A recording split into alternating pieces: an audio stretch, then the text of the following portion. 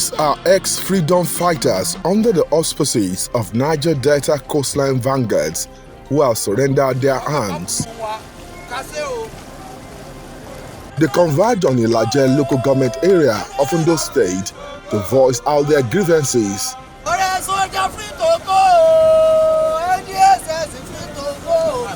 This meeting became imperative for them to table their demands and make their decision to be part of the electoral process known. In a speech on behalf of the ex-agitators, Omomuwason lamented the devastating condition of the area due to exploration of oil, which has grossly affected the fortunes of the people. He lamented that members of the group have been neglected after surrendering their hands. A grant of amnesty on parts of the government by way of skill acquisition program, free education, and other means of which our yearnings would be attended to.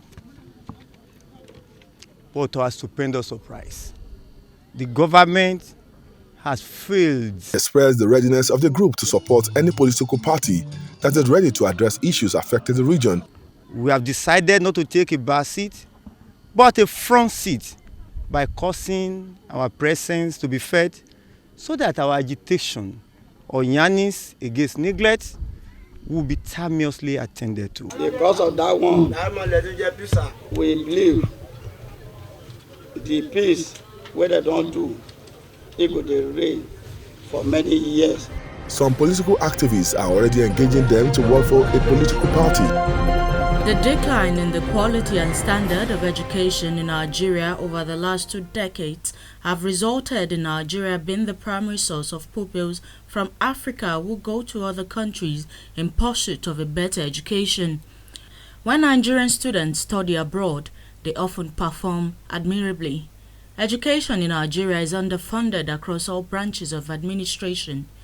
For example, in 2020, Nigeria's education budget at all times of government was much lower than the 26% suggested by the United Nations. Many have blamed this on poor governance in Nigeria. They say it has also impacted every other area of the economy, making education a particularly difficult industry to navigate. The solution and the lasting solution to ending strike in tertiary education is ensuring that more private sector get engaged in tertiary education. Open it up and give more license. And when you do that, you know what you have done? You would have created a competition among private universities, and that by itself will crash the tuition fee. Private university will start charging 100,000 for tuition fee. We have seen this happen everywhere in the world, and it can happen in Nigeria.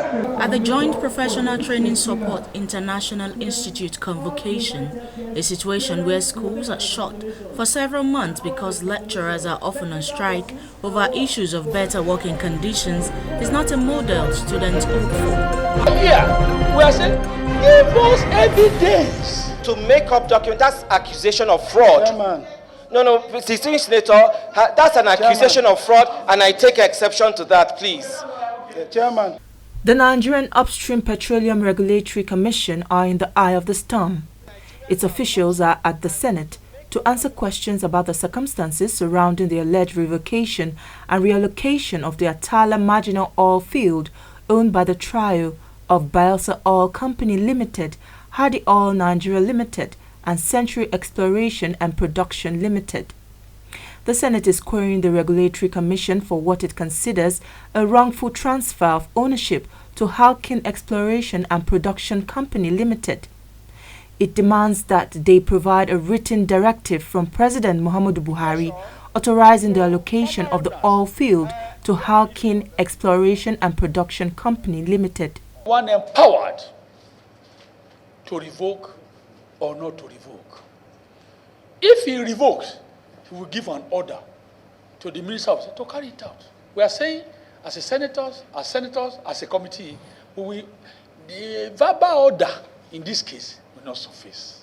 If a matter that is of economic and social importance to the people of Bayelsa State, and he finds himself as Honorable Minister of State Petroleum Resources, I do not think that the Honorable Minister will sit down in his office and take a decision that will be extremely disadvantageous and inimical to the people of Bayelsa State.